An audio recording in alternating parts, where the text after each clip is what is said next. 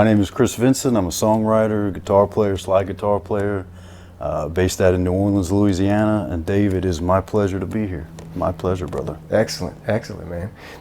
I know you've spent a lot of time here. This is your second time living here, but were you born here in New Orleans? No, I was not born in New Orleans. No, I was born in the beautiful city of Bayonne, New Jersey. Okay.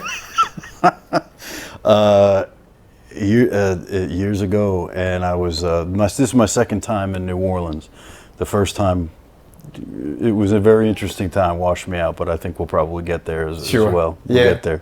So, but yeah, I'm a New Jersey boy, born and bred. You said that with a bit of sarcasm, though. What's it like up there? I mean, is it a beautiful town or not so much? Jesus, when I was a kid, I got in one fight on the way to school and one fight on the way home. It was not pretty. Okay. It wasn't pretty. No, it was a time in the mid '80s, unfriendly. It wasn't friendly. Yeah. And then one of the best moves, to be very honest, I was very free with my fists, and I was getting in a lot of trouble. And my parents saw me as a problem, and I was one of the main. I had three brothers. My older brother, star student, et cetera, et cetera. My younger brother's quite young, and I was. I still don't understand it. For one reason or another, I was getting in some trouble. Yeah. And they saw the projection. I was young, and they moved us away when I was 13. And what is it, like inner city where you were? It was inner city, yeah. Okay. Bayonne, New Jersey was like Newark, New Jersey at the time. It wasn't the South Bronx. Don't get me wrong. I'm not trying to make it. I wasn't fighting people with guns and knives. But it was a tough place to grow up. It taught me a lot. But it was a tough place to grow up. It wasn't.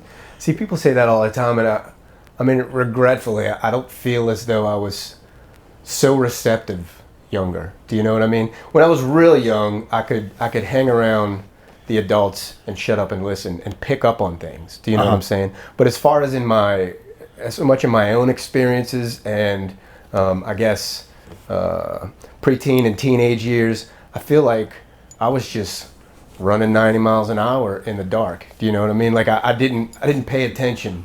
I didn't pick up on these things. So when people say that, it taught me a lot, it's like, really? I don't know. I guess I was hard pressed to let things soak in and reflect. Do you know what I mean? How did it impact you so that you feel like you learned? You get the shit kicked out of you an awful lot. Okay. Well, sometimes it goes your way. I mean, that's one of the themes in a lot of the songs I write. It's like, life is what it is. I'm not writing songs about when I was 13 years old, but what I learned is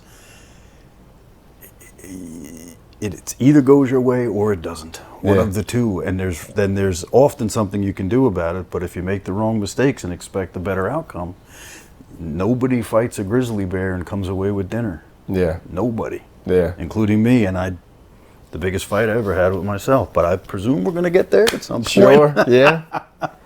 So I laugh about it now, but it's not funny. It's not funny. Well, I mean, at least you can. You know what I mean? Yeah. Oh yeah.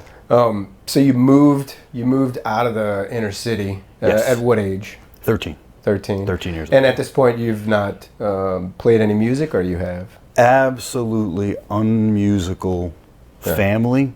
Okay. Completely unmusical family.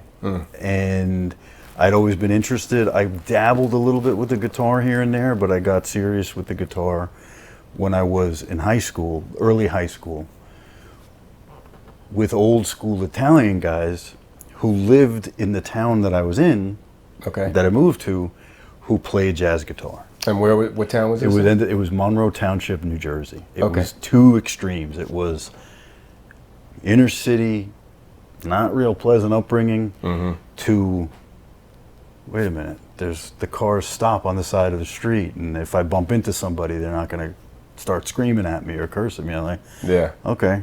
So it was an interesting upbringing. I think you have to be in a setting like that to foster creativity. I know that there's a lot of musical styles that are kind of born out of frustration, like punk music and maybe some heavy metal genres and stuff. But so I can't say that it's never that creativity is born out of such strife and commotion, but it just seems more conducive to just kind of the birthing of new ideas and creativity in general, music, art, things of that nature, you know. I wanted to be a cartoonist when I was a boy. Did when you? I was a kid. Yeah, Yeah. I would what I wanted to draw. But I really wasn't. I was decent at it, but I was not creative at it. And you talked about music. You would not know it to listen to any of the songs that I put together now, or the music that I play, or the jazz or the blues or whatever.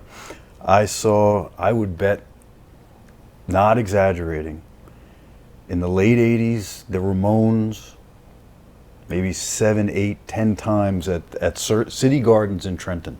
Okay. Where me and 4 of the fucking idiots, or 5 of the idiots, would pile into one of our parents' cars, drive down there in the shittiest car, like whose mom or dad had the shittiest car, because you had to roll down the windows, leave everything open, scurry to this club in the middle of a war zone at the time, like junkies and gangsters, all this other shit. We're walking like this, and you walk in, and it's a punk show with all these, you know, all different types of people, and then you run out right to the car, and out the door you go. Yeah. But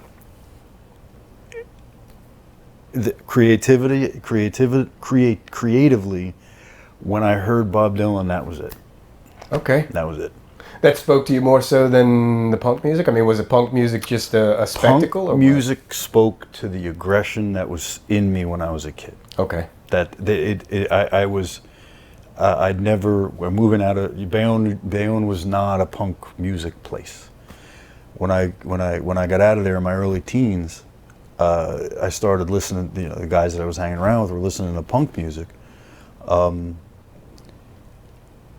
I got taken to a show, and I was like, get the fuck out of here. You can beat the shit out of each other and not get arrested. I'm serious. Right. Like, sign me up. Yeah. That's kind of what happened. But I did, you know, now I remember those records when I was a kid. Arguably, the Sex Pistols record is extremely well done. I mean, there's great songs on that. The Ramones were great entertainers. I mean, they were anti-entertainers, but I remember standing as close as this place, City Gardens, was big, but if you wanted to and you didn't mind getting punched in the back of the head, you could walk up and stand right in front of Joey Ramone or the other guys. It was the same show every time. Yeah. There would be 10 bands on the show. 9 of them would play. We'd show up for the last 2 or 3. The Ramones would show up, you know, an hour later or whatever. 1, 2, 3, 4, bang. 30 minutes later, bang, out the door they went. Right out the back door, right out the place. Never met them. Nobody ever met them. Yeah. They weren't there. I don't know. I guess they were going back to New York City. But it's fond memories, Dave. Yeah. Fond memories. It was fun.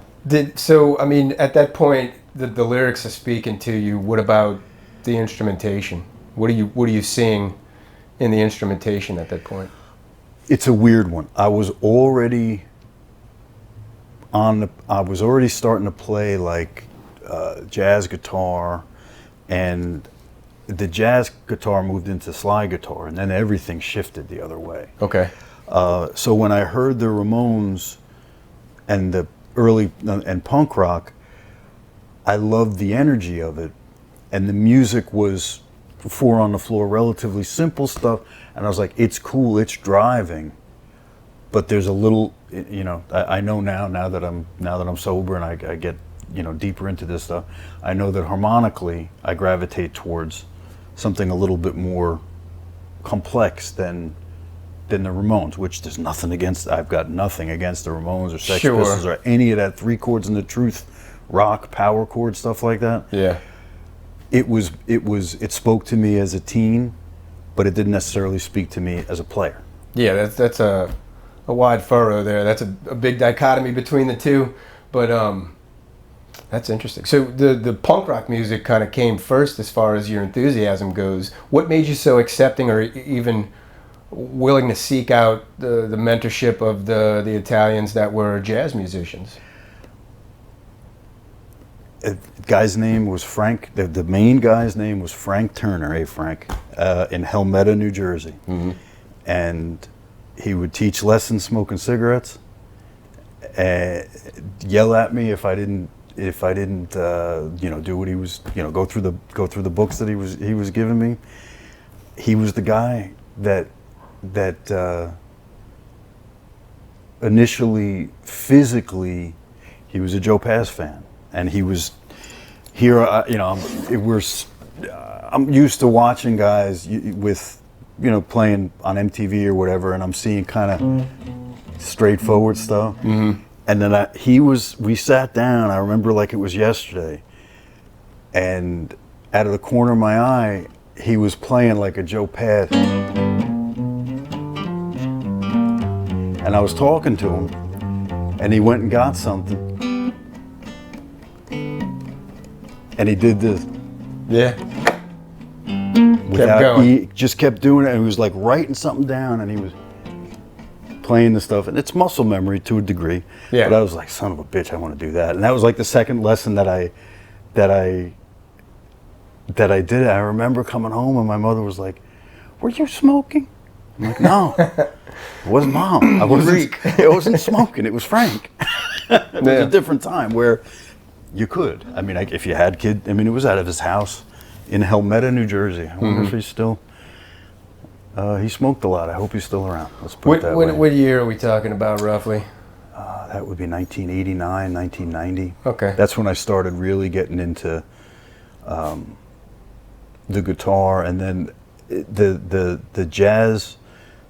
Jazz guitar it's a monster. It's a very complex thing. It's the hardest thing I've ever taken on in my life, and I will never, I think Les Paul said himself, he's like, the one thing about the guitar that you can guarantee is you'll never be a master of it. Sure. Never close. Yeah. And jazz guitar is pretty tricky stuff as far as I go. Yeah. On a lot of different levels. And the real epiphany, one of the real epiphanies in my life was hearing Son House for the first time. Okay. And I said, I don't know what the fuck that is, but I want to find out what that guy is. And then I remember talking to another guy who was one of Frank's students. He's like, no, you want to listen to Robert Johnson. Mm-hmm. So this is back before YouTube, before any of that. So I got a Robert Johnson record, and I had the same, as a very, very new guitar player, I had the same reaction. I'm like, that's not one guitar. That's two guitars. And at this point, I hear three guitars. And some of those Robert Johnson songs, there's like tertiary motion going on. Okay. Yeah. And I was like, I don't know what the fuck he's doing. I can't. And I played it for Frank, and he's like, he's like, no, we don't do that here. Nope. Because it was, finger picked off time, repetitive in the same key, stuff like that. Mm-hmm. And I went off on my own, and I could not figure out the Robert Johnson stuff other than the really simplistic stuff. And I found Son House. And Son House is approachable. People come to me all the time at gigs and say, how do I learn how to play? First of all, they say, what's the hack? That's an interesting one. What's the hack? I'm like, there's no hack, brother. Take this pill. Take the pill, and all this will be. That's what they want. They want, and it's the younger people. It's the younger people. But some of the older people, the men and women that are older, they come and they say, I want to start playing slide guitar. Start with Son House. Approachable, not simplistic, but simple enough to be able to look at, tune I tune the guitar in open G just like Son House, from the slide. Because I never wanted to, I made a decision a long time ago. I'm going to learn how to play everything, including jazz and open G, and close everything off. So I had to not make my own, but create my own fingerings for a lot of the chords that I play. Okay. Because jazz guitar is played in, it's like rearranging where the keys are on a piano. Sure. So it took a while. It took a while to do. It took a long while to do. But. It's not rocket science. It's just a different way of conceptualizing where everything is on the guitar. The end run is that the cool thing is, one thing at my age now, what I find with this thing is that there are certain, in songwriting, I try to do all different types of songs, and there are, they're voicings that are difficult to get in a standard tune guitar, because I've got like an open G. Here's your open chord, simple G chord. But if you play around with that, it gives you interval connections or relationships that are difficult to get on a regular guitar. Not all the time, but and when things get tricky, and for the guitar players that are watching, I just close everything off and play on the middle, and I'm fine. Yeah. Okay. You got deep there for a second, buddy. It is Phil. You and I talked about this. I know we didn't talk much when we sat down you came over, but it is philosophical. Sure. It is. It's for me now. It is. It's not like, I'm not learning how to put my fingers on the guitar. It's far more than that, and it becomes philosophical. Why do you think it is that Frank was saying we don't do that here? Was he for your level as a beginner? Wasn't complicated enough. For most people, for a lot of, unfortunately, there's a bias towards jazz as complicated, and everything else is uncomplicated, which is total horseshit. As far as I go, when I was taking lessons from Frank, he was 55 years old, so he grew up in the 50s and shit like that. So the blues was it could have been what the elephant in the room with this guy Frank. We never talked about it. It could be that blues was played by predominantly black guys, and he didn't like. But I didn't know. I don't know. We never had that conversation. That never came up. Yeah. But it could be based on where he was and where he came from. I doubt it. It had more of a question of harmonics. Like, if someone's playing a pretty simple blues, they're kind of only using 5 notes, and it can be very repetitive. Sure. And that's what he was guarding. He didn't want to play it, and he was guarding against teaching me, because he probably thought that his time was better spent teaching me classics, standards, Charlie Parker shit. How did people conceptualize jazz, because blues had already been done a long time ago? Maybe that was it. Yeah. And you said earlier that he was giving you homework, so to speak. He was giving you books to go through. Mickey Baker. Anybody who's a Mickey Baker book 1, Mickey Baker book 2. Those two will keep you busy for years. Really? Yeah. And what is that? Is that tab books, or what is it? They're primarily chord theory books. Mickey Baker 1 is chords, and the second one is more solo, single note soloing, but it was, we went through them slowly. We did the theory. I remember them like it was yesterday, and. So Frank taught you theory as well? Yeah. Okay. Yeah, and to his credit, he did not, as a teacher, he did not turn a page until I would be like, I got it. He'd be like, no, you don't. You don't. Good you for don't him. Understand what you're doing. Yeah. And I was a kid. And I thought I was very receptive to him. I knew I was in something that I really loved. How old about that time? You started with Frank? 18. Okay. 18. Yeah. So he had to slow you down, first of all, sounds like. I mean, you weren't coming from... 17, you moved there, maybe 17, 18, something like that. Yeah. Something like that, yeah. Before you moved there, you were probably balls to the wall because of your environment, and you're going to see the Ramones and things like that, and then you got to slow down with an older jazz musician and learn jazz theory of all things. That's like almost putting it in park and starting over, so to speak. I mean, you're racing 1 minute, and now you're being forced to crawl the next, Oh, I was crawling. I'm still crawling. Yeah. I'm still crawling. With certainly with jazz theory, you think you figured something out, and you have, for sure. And there's another 15 different chapters that open up when you think you figure something out. You can apply this, and this. Yeah. That's where it becomes, for me. It's the song is the most important thing. I very rarely play guitar solos. I'm not really into that. It's more the structure of the song, and what I do is use in the songwriting. The songs that I write are generally not jazz songs, but what they do is utilize jazz theory, specifically chord theory moves, not to sound like 1-6-2-5 singer-songwriter song. Did you ever see a songwriter at a pick a place, wherever, and they're playing on a guitar and they sound really good. You're like, Jesus, this woman or this guy is fantastic. And the next song sounds exactly the same. Yeah. It's because they don't have a grasp of theory.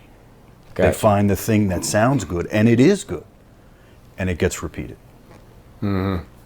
And a solid grasp of theory allows for variety. And I would, let people listening be the judge. But I think I write a variety of songs. So you're saying that a solid grasp of theory will foster the ability to remain constantly changing and give that variety. Okay. It gives choice. It gives harmonic choice. Yeah. Instead of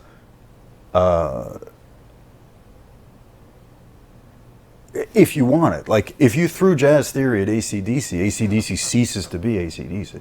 Sure. They're a killer rock band. Right. Killer rock band. Like people who don't even know AC/DC could sing 20 of their songs. Mm-hmm. But as far as harmonic complexity, they're relatively straightforward. They're working in a rock context. It wouldn't work. Jazz theory wouldn't work there. And I don't play jazz, Charlie Parker songs or 50 different changes in a song. But what I do use is a lot of harmonic substitution. Instead of going to one chord, in most songwriter communities, like let's just say you have a song that goes to C, mm-hmm. starts in C. Most players will go to an F major chord or an E minor chord or an A minor chord, sorry. When in reality, you could throw a tremendous amount of harmonic complexity in there as long as you do it in a relatively patterned way. Okay. And that's all that theory is. Yeah. It's all that theory is. It's not rocket science. It's not a mystery. It's an interconnected set of patterns as far as songwriting is concerned. Yeah. And it's tricky shit, but it's learnable and it's highly suggested. Especially if somebody's writing singer-songwriter songs, learn theory and you won't write the same song 10 times. Yeah. I mean, it sounds like you have a deep-rooted respect for it. Is it part of what kind of sunk the hook for you, coming from Three Chords and the Truth simplicity? Yeah, I analyze things by nature. Mm-hmm. I always have, and in my present sober iteration of who I am, the thing that really moves me is, can I tell a great story? Number one, from a songwriting perspective, and a lot of those stories come from conversations. Okay. So, that I don't. I very rarely do I write. I feel this way songs. Sure. They might be about that, but they're always wrapped around metaphor or whatever. But when it comes back to the theory, it allows for that type of choice. Mm-hmm. So that's super, super important. You bring up lyrics. We haven't touched on that yet. But the ability to be able to tell a story, and especially from varying perspectives. One thing I get a kick out of telling people sometimes, I believe it was Dionne Warwick who wrote that song, The First Time Ever I Saw Your Face. Yeah. Everybody regards that as like the most passionate love song, shared between two people. As would I. I'm playing it in my head at the beginning. It's a song that she wrote when she got a puppy. It was a song to her puppy.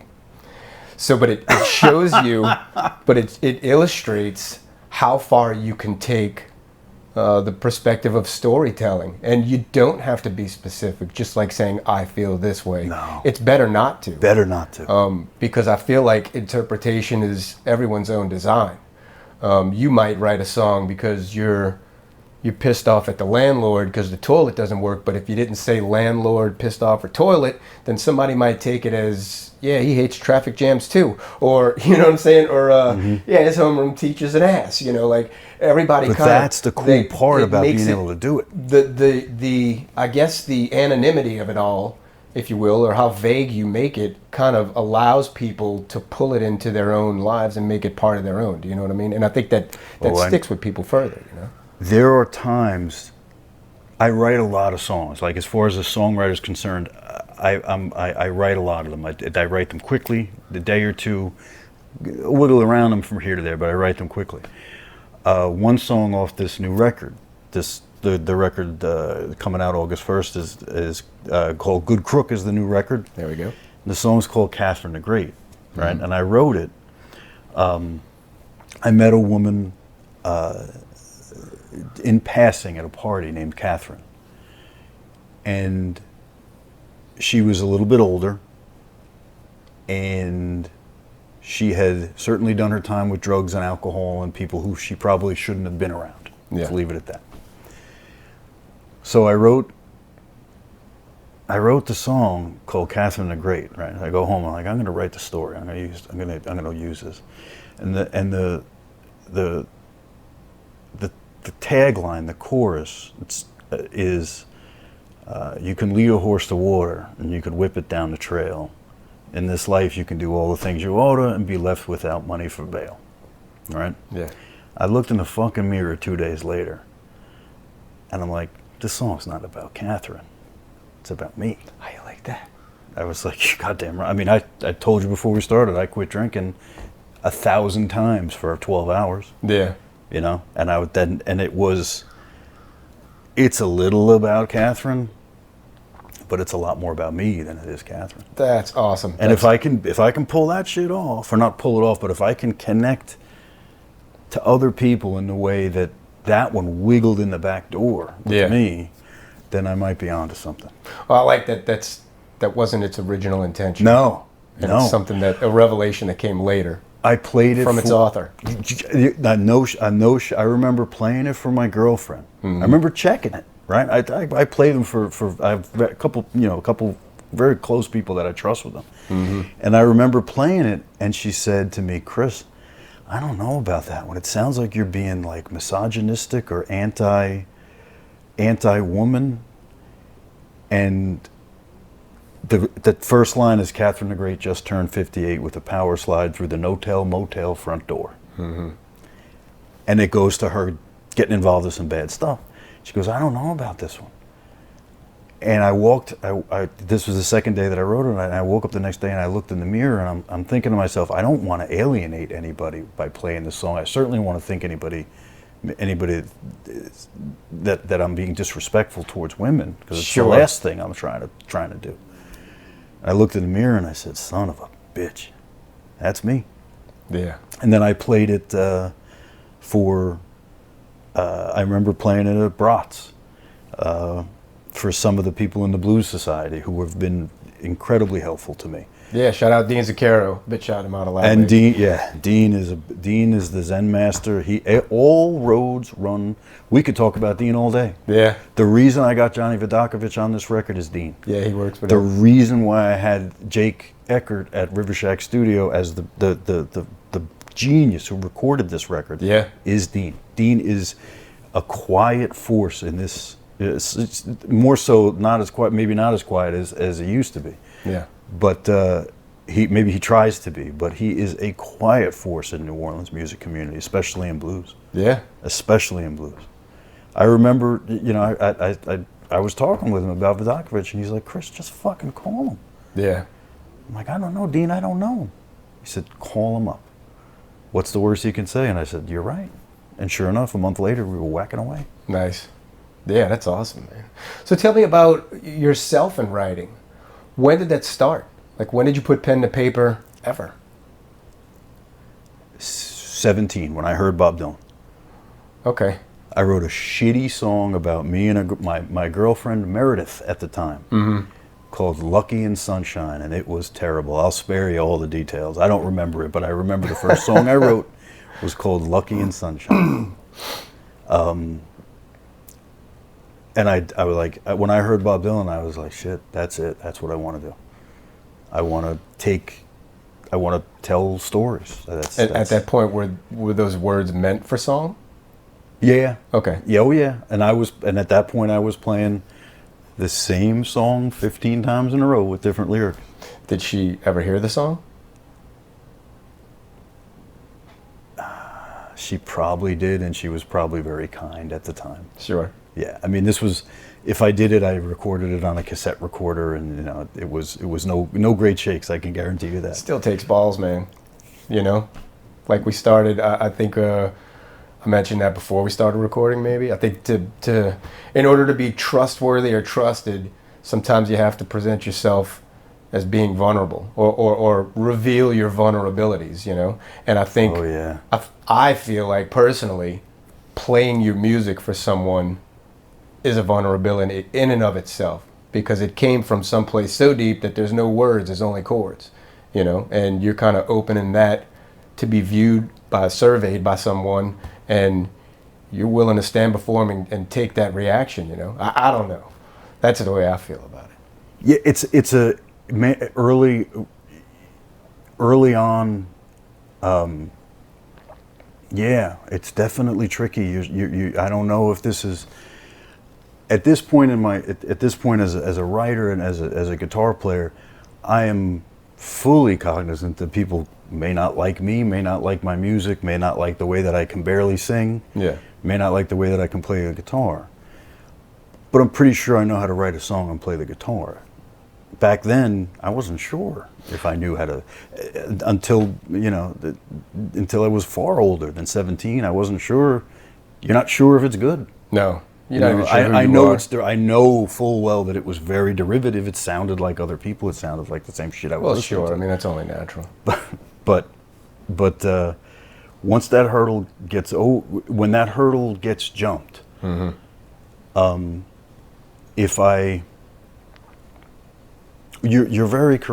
absolutely correct. I don't bring half-developed songs anywhere. I'll bring the full thing when I think it's ready. It's a defense mechanism, man. Yeah, I mean, it's got to be. It's because I don't want somebody to say, "Oh, that's kind of shitty." Chris. Yeah, and then you got to explain your intentions after the fact. You know, nobody wants. Yeah. So, Frank Turner, I remember playing something, and then he said, "What'd you do that for?"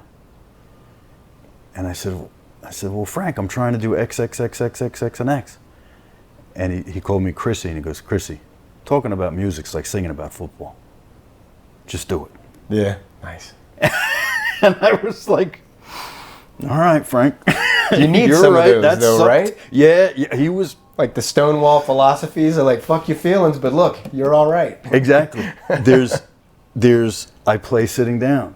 I'm not going to say I never played standing up, obviously, but it's very rare.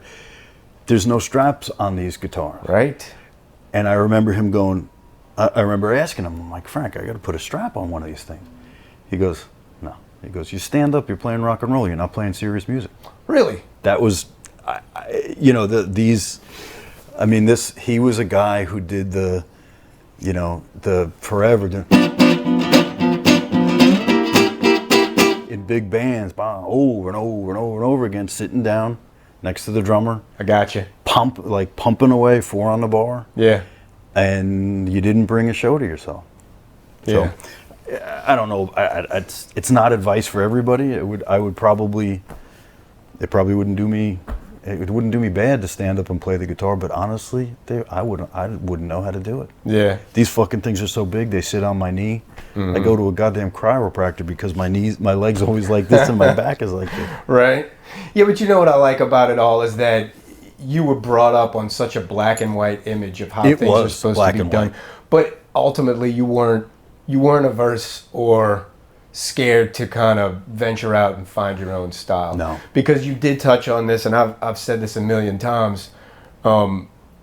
Oftentimes, musicians start early, and whether you're 7 or 17, you're still trying to figure out who you are. Now, when you pick up an instrument, then you're given another void to fill. Who am I musically? What am I trying to project musically? Because you hear a lot of musicians say, I play XYZ style of music on stage, but I don't listen to that crap in my car. I like this and I like that. So what comes out isn't always intentioned. It isn't always an expression of who you wish you were, or who you want to be on the outside, or who you want to look like, your image and all of these things, or it's not, hopefully not, a mirror image of what's going on around you, the things that you take in. You liked the Ramones and the Sex Pistols, but you went and started playing jazz guitar because it interested you. Yes. Right? So, I mean, it's tough because you're instantly made aware of the fact that now you have sort of another persona to embody. Do you know what I mean? Like another channel of expression that you have to now flood with yourself, you know? Hey, have you heard about Neworleansmusicians.com? It's a place where articles, music videos, interviews, and streaming music from Louisiana musicians can be found. Fans can join free. Music business professionals can join free too. And Louisiana musicians can join for free as well. It's also the place where Louisiana bands go to network and get free promotion. We've definitely got plenty, like this band. Check them out. And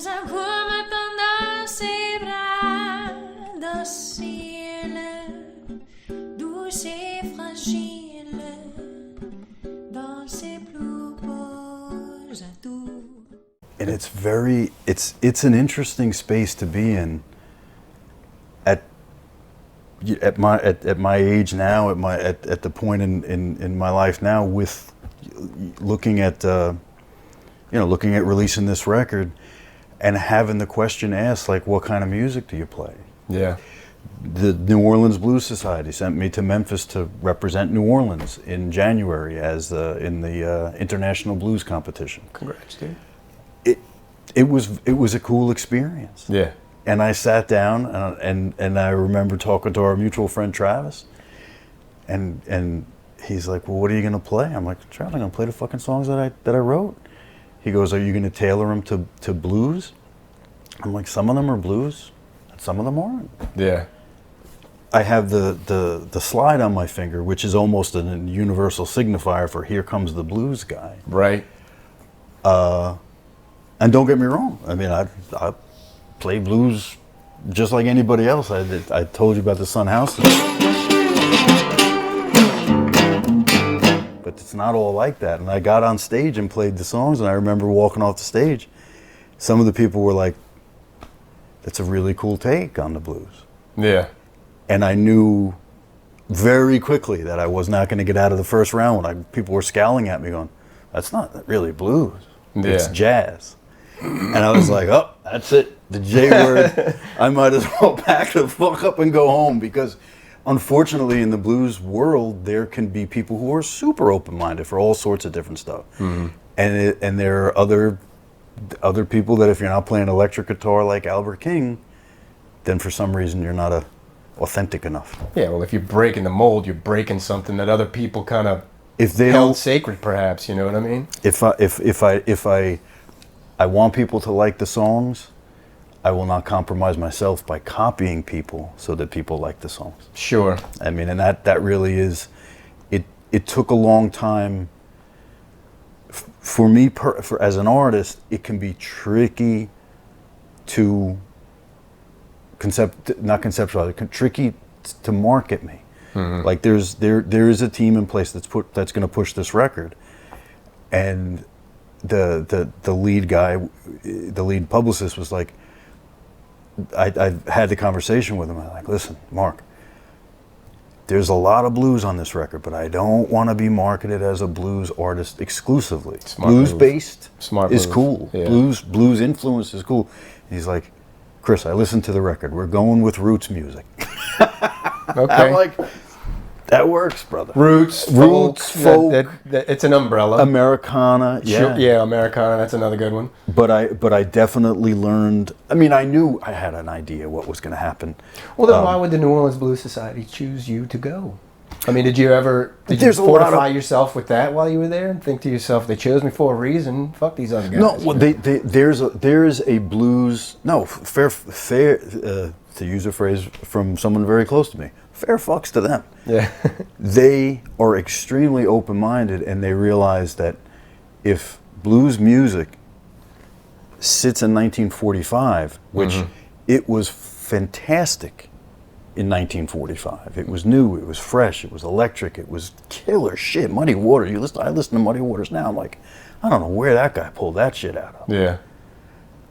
But if it stays there, then it becomes a stagnant thing. Mm-hmm. I have got no interest in my life in mimicking much of anything anymore. Sure. And they saw that, and they liked the songs. I think the linchpin The song that was played most, and that if there's a song, that's a big if, and I'm not casting anything other than this. If there's a song that has been played quite a bit, it's one called Half Block Cadillac, which is a very Yeah. It's basically it's based on a variant of the. What I want when I wrote the song, what I wanted to do was take something very familiar, like the sunshine of your love, or the Eric Clapton thing, Sure. and do the and sing with it. Yeah. And it's that's the one, and it's got it's you know where the changes are. It's a 1-4-5, but it's a convoluted 1-4-5. But when I sing it, it's a 12 bar. So that's the stuff that they heard that kind of pushed it through, I would assume. I would assume. So what did you come away from that event feeling? I mean, you said after that first comment and first experience, you were saying, oh, well, it's time to pack it in. But I mean, ultimately, was it? I mean, what did you do? Oh, no. The way that it worked, there were quarterfinals, or there were 3 rounds. There were the first round, and then the quarterfinals, and then the finals. And I knew from the reaction from I could see I saw the room. I was in a room on Beale Street in Memphis, and I saw the room, and I saw the people playing. I saw what they were playing, how they were playing it, and the reaction they were getting. And I think I played last on the first night, and I went up there, and I'm sitting there going, well, fuck it, let's go. So I went out and I played, and I certainly did the not the best that I could, because basically I'm sitting down like you. It's just second nature at this point. I'll sing the songs, and get into my head and sing the songs. And there were people watching very intently and listening to the songs. And after I got off, they're like being quite complimentary about the content of the songs and how I wasn't playing cover songs. I didn't play a cover song. Yeah. If I heard Sweet Home Chicago one more fucking time being played, I would have shot myself. Yeah. But there was people that were quite connected to, this guy's obviously doing something else. Yeah. And there were people that were clearly, I don't want to say offended, but if they're going to take offense over me not playing a song that's been played 100,000 times, then that's not something I can control. Yeah, you gotta break a few eggs, You gotta and you gotta break a few eggs, and it was a hell of an experience. I cannot thank them enough for there was a contest in New Orleans. I went to the contest. I played the guitar, and I ended up winning the contest. So it wasn't like they said, "Chris, you're a nice guy." Head on. There was a competition. Again, a music competition, a battle of the bands. I can honestly say that was kind of the first one I've ever been in my life. Yeah. The first competition of sorts like that. Sure.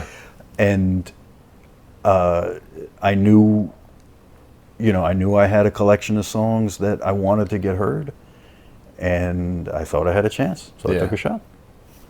And that's that. Take me back to Frank for a minute. What was the end of that situation? Was it moving, or you felt like you graduated to move on, or? I moved on. Yeah. Okay. I moved into my own place, far away. Mm-hmm. I think I took lessons with him for like three and a half years. And then I moved out of my house far away. And, when you're 21 years old, spending $12 a lesson and taking a drive that took an hour to get there and drive back, and you're counting up the gas and counting up the time and all that stuff. Right. It was a mistake. I should have kept the constancy. But he was clearly the most influential guitar teacher that I had in person. The second one's Joe Pass, for sure.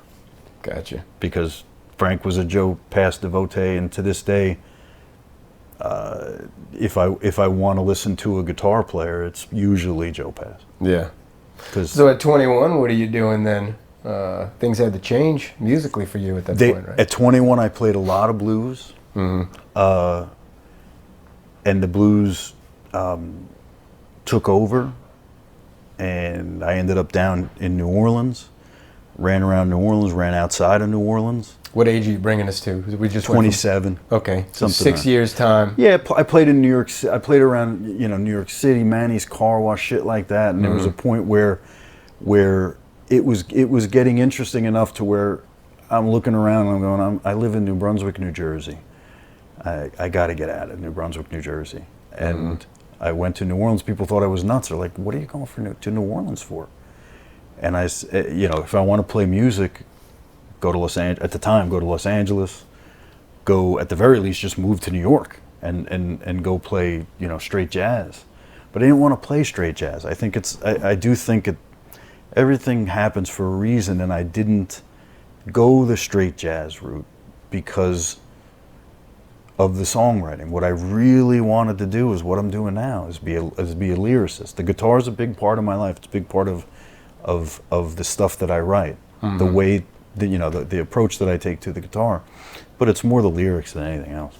What does it do for you so much that it's taken precedence? I fucked up a lot of things in my life, Dave. Okay, so you got a lot of stories to tell.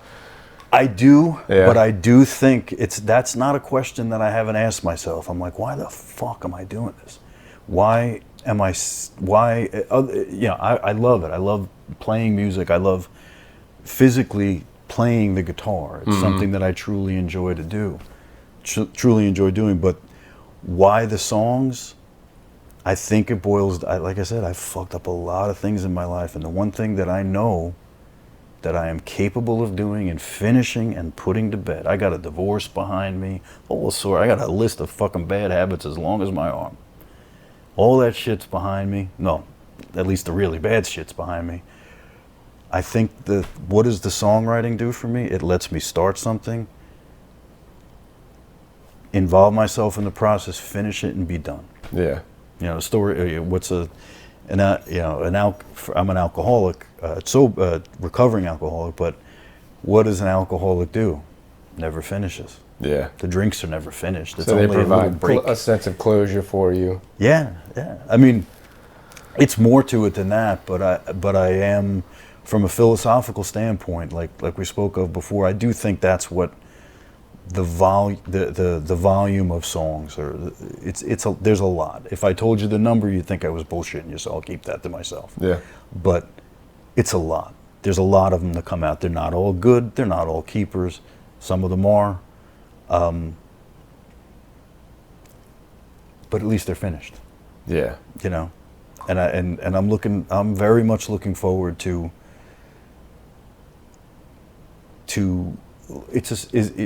I know what I'm releasing. It's a songwriter record masquerading as a jazz record, masquerading as a blues record. Sure. Which means if I've got any luck in the world, 20 people are going to listen to it. Nah, you're covering all the bases, man. You're a dragnet. In today's world, they want very specific. Yeah, but you know what? I don't Like fucking you said, care. fuck I that, cannot do anything for anybody else. I do a lot of things for a lot of other people, but I cannot.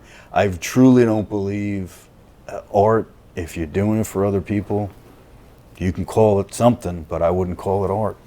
What is in the water up in New York and New Jersey such to where... Jazz guitar players. Well, but we got so much blues with Sean Riley, Dean Zucchero, who we mentioned earlier, and yourself, all coming from reasonably close proximity and emigrating to New Orleans, all coming with their own style of the blues and just striking true chords with the blues from up there to down here. That's something. What was the appeal for you? Why New Orleans? It was so. If living in northern New Jersey, New Orleans might as well be a world away. Sure. And for most of the United States and definitely the world, it's kind of. I live in the French Quarter. I see people around here. They're walking around when stuff that for you and I is common stuff to see on the street, regardless of what that is.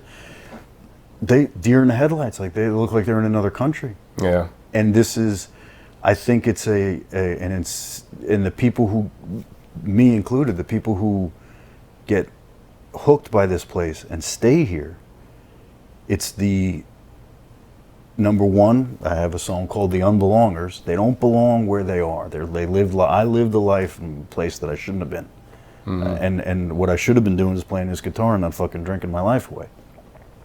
Didn't happen, so I came back. But it's the desire for the unknown, and in certain environments, in a lot of environments, days and years can run together and be the same thing over and over again. Yeah. Here, it's not. The only constancy is inconstancy here. Yeah, I get that, and I get the eclecticism and the very nature of exploration and wanting to see and do different things constantly and be exposed to different things constantly. But I'll also point out, and I don't know if it's been that for you, but to be in a place where there's so much going on, and 50-50, 60-40, 60-40, whatever you want to call it, to have a lot of people fucking up around you too, has made me feel like I'm not going to get judged here. I'm not even going to stand out. I could do whatever I want right now, and save killing somebody, and I don't feel like all eyes are on me because I'm just one of them. You know what I mean? It's very forgiving. Put it to you like that. At what point in your life did you move here? When you moved here, were you pursuing sobriety at that point, or you were just getting started? I was. Drinking wasn't really an issue when I moved here. It didn't really become an issue until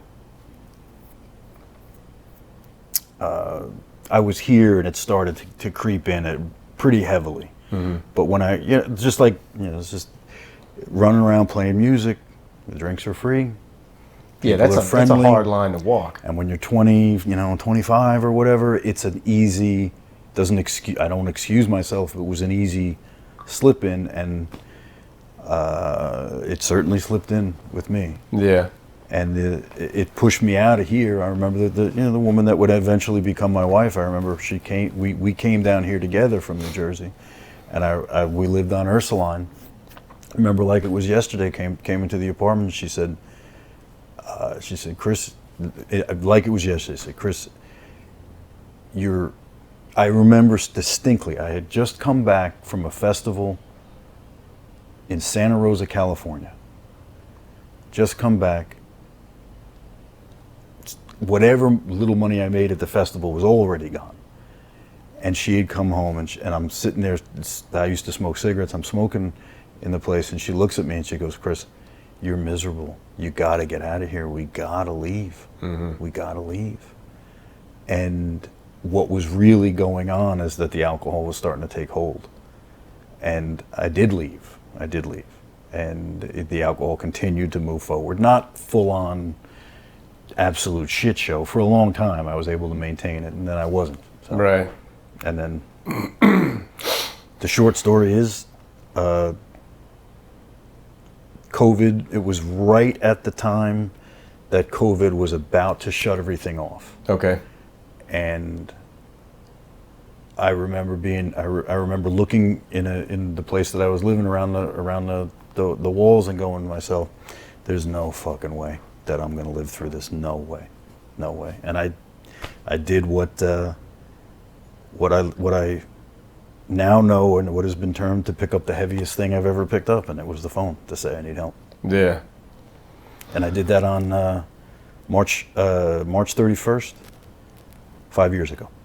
You said you had just come back from a festival. What was was it a career in music at that point? Yeah, I was pushing. I remember distinctly, it was called the Tattoos and Blues Festival in Santa Rosa, California, and I headlined. They were like, here's this New Orleans blues guy. Nice. And I went there, and the show was good, the whole thing was good. Yeah. And it's feast or famine. Music is feast or famine. And if you don't I was young. I was expecting other things. I was expecting the world to open. I was expecting way too much. Yeah. And I was, wanting things to move quicker, and they weren't. And I would go out and I'd play outside the city, and come back to the city, and then look at a future that wasn't looking too good for me. And the alcohol started to take that edge off, and then it In what respect was it not looking good for you? I didn't know how I was able to sustain it. Like the economics of being a musician is a tricky fucking business, brother. Yeah. It's a tricky one. So I mean, the lack of profitability was eating away at you essentially, because I mean, you're getting gigs, you're going places. Yeah, I was getting gigs, but like doing the going out and playing outside of New Orleans can be an expensive proposition. I had no idea what I was doing. I was taking gigs for minuscule amounts of money that would barely cover me getting to place to place. And I would come back and rent would be due, and had just worked for 2 weeks and come back and oh well, I don't know what I'm going to do now. Yeah. And it was a tricky time, and it was also a time where, like, in retrospect,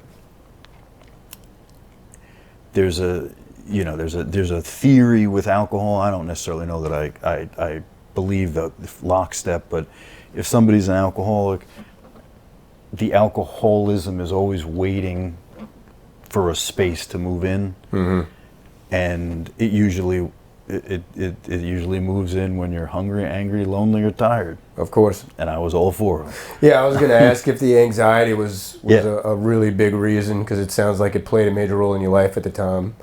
And I understand the convenience of alcohol being in your place of business constantly. So that's why I said that it's a hard line to walk, because you're constantly in the face of it, It is back to philosophically, it is the easiest line for me to walk, and it is for this particular guy. I'm sure it's not easy for a lot of people with substance issues. For me, I know when I walk out this door exactly where I would be in 1 week, because the guys are sitting on the stoops. Yeah. They're laying, they're sleeping on the street. I know where I would be, and I don't want it. Yeah. That's as simple as that. I got very lucky where I woke up day 7, day 8 in rehab, completely fucked. I mean, you get all scattered all over the place. Your brain just goes all over the place when you stop. And I remember once that initial incredible shock of living life and fucked up all the time and then not being fucked up, I remember waking up when it was the 7th or 8th day. I woke up and the first thing that came through my head is, I just can't do this anymore. And then the second thing that went through my head is, I don't want to do this anymore. Those two things together is breaking the quote-unquote obsession. So anybody who's addicted supposedly is obsessed with the thing, whether it's food or drugs or alcohol or sex or whatever. Yeah. And if the obsession is there, you might not be involved in the behavior, but if the obsession is there, you're still an addict. You're still close. I'm not going to say I'm not close. I'm not going to say I'm never going to drink again, but I doubt it. Well, I mean, you mentioned earlier about moving away, and there's that phrase, there's a corner on every block. You're always right around the corner from it. Do you know what I mean? So it doesn't matter how much progress, however you choose to measure progress or what metric that's in, because there are people out there that 10, 20, 30, 40 years sober, and then all of a sudden... It can happen. Right. It's right around the corner waiting, It can. And it's fucking scary. For all of those things that you mentioned, all of those habits, if you will, I mean, they're all just triggers for dopamine, and that's what you're after. You want that release and that relief and a bit of escapism, if you will, because life could be trying at all angles at all times, and so it's really easy to just check out until tomorrow. You know what I mean? I might steal that one. That's well said, man. Yeah. All angles at all times. Yeah. I might thieve that one. All right, I'll be looking for it in your next album, Chris. But the dopamine thing it's real. I know what I was doing. Yeah. And in retrospect, I know what I was doing when I was playing this thing 12 hours a day when I got sober. Yeah. I was creating The new. the new dope. What is this thing that I can't figure out? Yeah. Well, I'm going to figure out how to do it. You know something else too, though. Let's just say tomorrow there was no Neworleansmusicians.com. I've always asked myself, what would I do? The thought is terrifying, and I'm leaving the website and the podcast, the pursuit, out of it. What it is out of it, because I have a passion for it. Clearly. That word was just going to come out of my mouth. Right. So I mean, I clearly have a passion for it, but let's just say there wasn't that. I feel like I would be terrified until I found something else to fill my time. I always have to be working on something. It's almost like not so much a risk and reward, but that same relationship where you set a goal, you put forth effort, you achieve the goal, and then you feel good about yourself, and then you plot on the next goal. And it's just, I guess, who I am. I don't think everybody's like that, but driven maybe. I don't know what you would call it. It's kind of like a sickness, really, because why can't you just chill out? I don't know how to relax. I really don't. And for decades, for years, I'm with you. Drinking was my way to like force myself to relax, because you were saying you cut off. Shuts off parts of your brain. You know what I mean? Relieves you of your inhibitions and tosses anxieties aside and all of these things. Yeah. So of course you're pursuing it because it's mama. It's there for you. You know what I mean? So I think about that. I'm like, what would I do if I wasn't doing this? And I don't know, man. I would have to find another thing, whatever that thing is. I would have to. Idle time spent at work, or when I'm at the house, like my ass doesn't touch the couch. I hate that. I don't want to. Do you know what I'm saying? Like, no, I don't want to watch a movie. I want to go write or draw or make music or work on one of my trucks or just something. Like, if I want to turn my brain off these days, I go do yard work.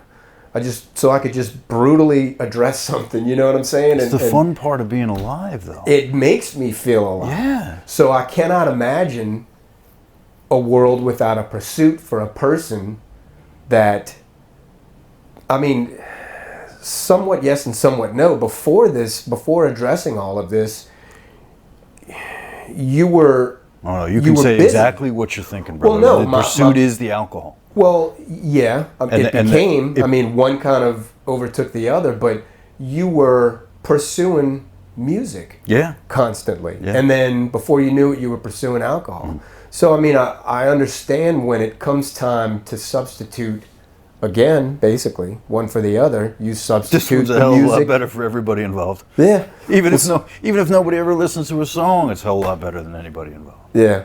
Because I'm not hurting the people around me. Sure. But it gives you a pursuit is basically what I was trying to land back at, you know? Yeah. I can't imagine having something, having nothing to fill the time, because one thing I noticed, I'll tell you this, working on the water did for me. I was in the constant pursuit of nothing good when I was coming up. And it was drugs and alcohol and as much of it as I could, because excess is the mission of every child or childlike It's also mind. a culture, right? You know? On the boats, it's pretty, from what I understand. No, the drug culture and the alcohol culture of being at home is how I spent all my time. Okay. Starting to work on the water, I left my present crowd for a month at a time, and then I would return, and I was forced to see that I didn't miss anything and nothing changed. I did the same shit for 30 days or 2 months, however long I was gone. I was working on the blue water back then, so I was going out and to other countries and stuff. But anyway, I would get back and I would see that I didn't miss anything. So in turn, I could tell there was nothing there for me. Now I had to mull that over and sit on that for a while before I started to let it be the guide for me to change myself. But in the midst of all of that... How long ago was that? Years ago, right? When you were a young man. Yeah. We're both incredibly young and vibrant at this point. Right. Yes. When you were like 2 years ago. Dare you say anything otherwise? That was... So I started working on the Blue Water 2004, 2005. So that was 20 years ago, roughly, you know. So I was at the time around 27, 28, you know, but still nowhere near mature by any account. And these are people that I was hanging around and coming up with for, 10 years at that time. So, I mean, 18 to 28, I was stuck on a broken record, and wanted more of it every single day, But it took stepping away from it to really gain a perspective and kind of think to myself for a minute. You said that was it your fiance at the time? No, she was a girlfriend that turned into a fiance that turned into a relatively long marriage. Yeah. What made that is no longer. What made you sort of live and die by her words and take her advice at that moment? I think in the back of my head, I knew she was right. I mean, her literal words were, "Chris, you're gonna die here." Yeah. And those words were said to me by a doctor. Rehab, you go in and they check you out and a whole bunch of other things. And those words were said to me again, and quite a few years later, and the doctor said, "No shit, Dave." He said, "You're lucky. Chris, you're lucky you got here. You wouldn't have made it a month. You would have gone to sleep and not woken up." Really? Yeah. Yeah, you would have. You wouldn't have made it. That's exactly what he said. Did they say that to everybody? Probably not. I don't know. But it was enough to scare the fuck out of me. That's for sure. I couldn't tell you. I was like, times. "No shit, really?" He's like, "Yeah, you got some issues, bud." Yeah. I couldn't Your tell you how many liver's all times. I mean, I figured it was a liver thing. Everything. He was like, yeah. I mean, if you drink like I drank, I mean, I used to. There was vodka everywhere in my life at the end run. You drink like that, you're gonna fuck yourself up, and it was pretty bad. Yeah. Thankfully, the most regenerative organ in the body is the liver. Is it now? Yeah, it is, and I'm no picture of health, but it certainly doesn't. I'm assuming it doesn't work like I was 18 years old and never had a drink, but at least it works now. It was ready to stop. Yeah. Yeah. That's excellent, man. I was gonna say I couldn't tell you how many times I was told you're lucky to be alive. And I look back on it like, oh, they must say that to everybody. But maybe they meant it a few times, and maybe I should have taken it, as some sound, not sound advice, but a warning at the very least, Yeah.